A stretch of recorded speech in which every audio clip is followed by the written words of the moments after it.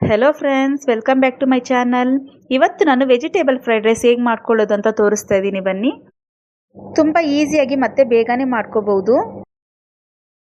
Stove on ಮಾಡಿ ಕಡಾಯಿನ ಇಟ್ಕೊಂಡಿದ್ದೀನಿ. ಈಗ ಅದಕ್ಕೆ ಎಣ್ಣೆನ ಸೇರಿಸ್ಕೊಳ್ತಾ ಇದ್ದೀನಿ.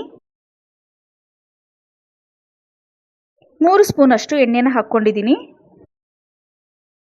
ಒಂದು 10 ಎಸಳು ಬೆಳ್ಳುಳ್ಳಿನ ಚಿಕ್ಕ ಚಿಕ್ಕದಾಗಿ ಕಟ್ ಮಾಡಿ ಹಾಕ್ಕೊಂಡಿದ್ದೀನಿ. ಈಗ ಅದನ್ನು ಎಣ್ಣೆಯಲ್ಲಿ ಚೆನ್ನಾಗಿ ಫ್ರೈ ಮಾಡ್ಕೋಬೇಕು. ಬೆಳ್ಳುಳ್ಳಿನ ಫ್ರೈ ಮಾಡ್ಕೊಂಡಿದ್ಮೇಲೆ ತರಕಾರಿಗಳನ್ನ ಹಾಕ್ಕೊಳ್ತಾ ಇದ್ದೀನಿ. ನಾನಿಲ್ಲಿ ಫಸ್ಟ್ ಬೀನ್ಸು ಮತ್ತು ಕ್ಯಾರೆಟ್ನ ಹಾಕ್ಕೊಳ್ತಾ ಇದ್ದೀನಿ.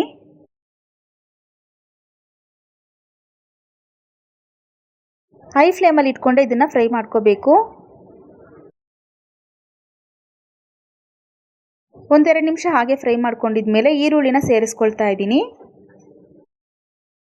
ನಾನಿಲ್ಲಿ 2 ಈರುಳ್ಳಿನ ಉದ್ದಕ್ಕೆ ಕಟ್ ಮಾಡಿ ಹಾಕ್ಕೊಂಡಿದ್ದೀನಿ. ಈರುಳ್ಳಿಯನ್ನು ಫ್ರೈ ಮಾಡ್ಕೊಳ್ತಾ ಇದ್ದೀನಿ. ಈರುಳ್ಳಿನ ಅರ್ಧ ಭಾಗದಷ್ಟು ಫ್ರೈ ಮಾಡ್ಕೊಂಡಿದ್ಮೇಲೆ ಕ್ಯಾಬೇಜು ಮತ್ತು ಕ್ಯಾಪ್ಸಿಕಮ್ನ ಹಾಕ್ಕೊಳ್ತಾ ಇದ್ದೀನಿ.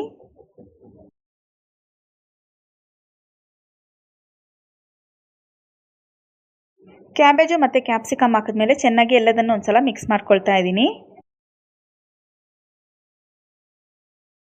ತರಕಾರಿಗಳನ್ನ ಅರ್ಧ ಭಾಗದಷ್ಟು ಮಾತ್ರ ಕುಕ್ ಮಾಡ್ಕೋಬೇಕು, ಪೂರ್ತಿಯಾಗಿ ಕುಕ್ ಮಾಡ್ಕೋಬಾರ್ದು.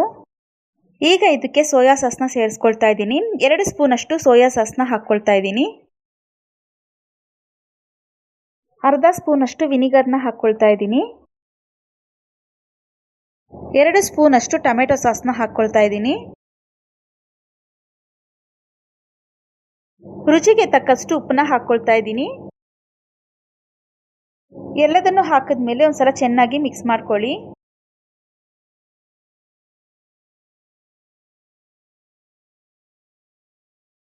ಎಲ್ಲದನ್ನು ಚೆನ್ನಾಗಿ ಮಿಕ್ಸ್ ಮಾಡ್ಕೊಂಡಿದ್ಮೇಲೆ ರೈಸ್ನ ಹಾಕ್ಕೊಳ್ತಾ ಇದ್ದೀನಿ.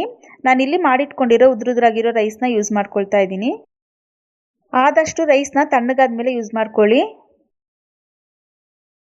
ರೈಸ್ನ ಹಾಕಿದ್ಮೇಲೆ ಪೆಪ್ಪರ್ ಪೌಡರ್ನ ಹಾಕ್ಕೊಳ್ತಾ ಇದ್ದೀನಿ, 1 ಸ್ಪೂನ್ ಅಷ್ಟು. ವೈಟ್ ಪೆಪ್ಪರ್ ಪೌಡರ್ ಇದ್ದರೆ ಅದನ್ನು ಯೂಸ್ ಮಾಡ್ಕೋಬಹುದು. ಹೈ ಫ್ಲೇಮಲ್ಲಿ ಇಟ್ಕೊಂಡು ಚೆನ್ನಾಗಿ ಫ್ರೈ ಮಾಡ್ಕೋಬೇಕು. ರೈಸ್ನ ಚೆನ್ನಾಗಿ ಮಿಕ್ಸ್ ಮಾಡ್ಕೊಳ್ತಾ ಇದ್ದೀನಿ. ವೆಜಿಟೇಬಲ್ ಫ್ರೈಡ್ ರೈಸ್ ಈಗ ರೆಡಿಯಾಗಿದೆ.